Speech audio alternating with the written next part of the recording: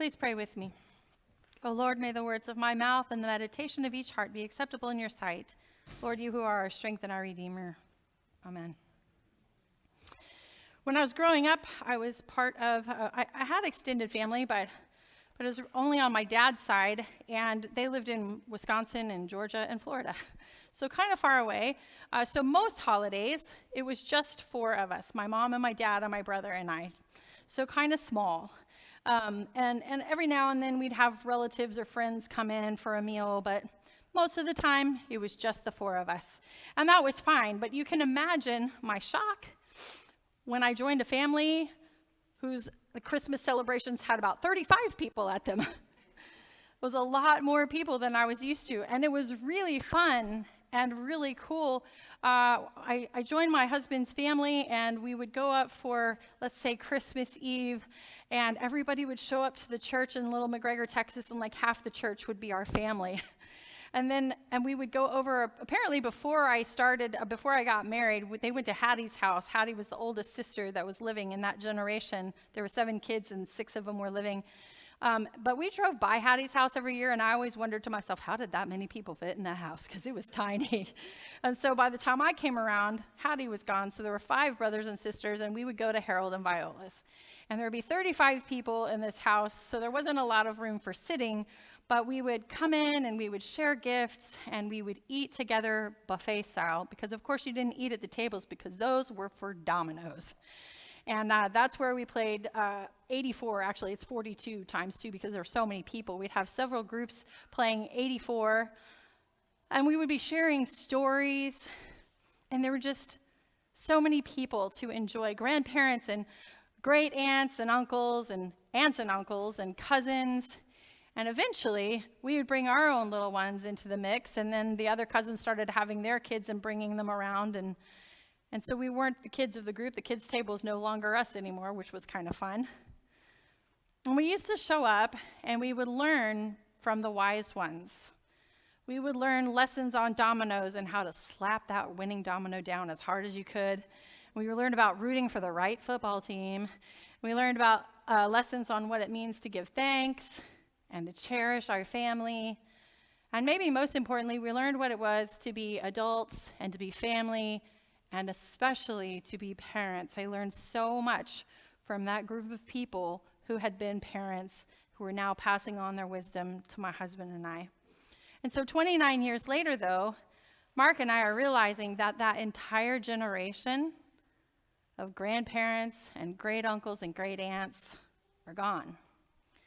His parents are the older generation, and there's actually not that many of them around either, because his mom was one of the youngest. And we're seeing that in a few short years, we are going to be that oldest generation, and the roles in our lives have been reversed. So today, as we celebrate All Saints' Day, it's important to remember those who have gone before us, the ones that came to the family holidays. They were our cloud of witnesses, the ones that ran the race before us. They taught us. They laughed and cried with us. They lived with us, and they loved us. It's important to pull out those memories and appreciate them. And it's even more important that we even grieve a little bit. Because as time goes by, our grief gets less frequent, but it doesn't go completely away. And so as we celebrate All Saints and begin a holiday season, we're going to be taking that grief out and recognizing that and missing those who came before us, those who we've already said goodbye to. And that's an important part of the process. And we'll take their place as the wise ones, where we were once young and naive, now we're older and wise. We have a lot of life to share with the younger ones following us, and we still have a lot of ourselves to share, but in a different way, because our roles have shifted. I don't think this is unlike the reading of the gospel today either. Luke writes of these great role reversals.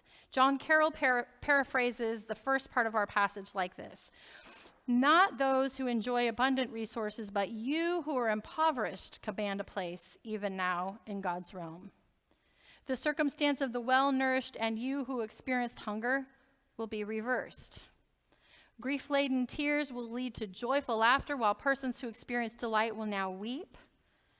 And the situations of those who are despised and beaten now because of their association with Jesus, and those who enjoy public favor, will likewise be reversed as well.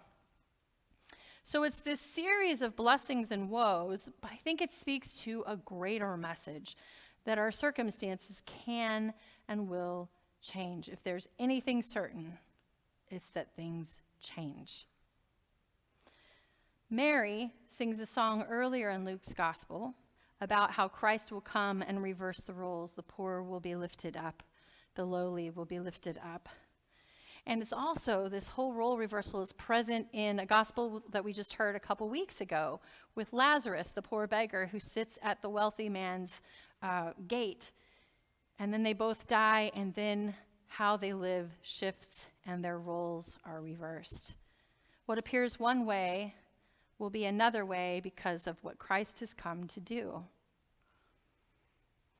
Perhaps when we hear stories like this, it would be helpful, instead of rejoicing at someone else's demise or worrying about what we're going to lose, we think about it as a parable instead on how we live together as community, how we do unto others as we would have done to us. Because we know that our circumstances in life will change. At one time we may have all that we need, and at another time we may not. At one time we may be sad, but at another point in time we may be rejoicing.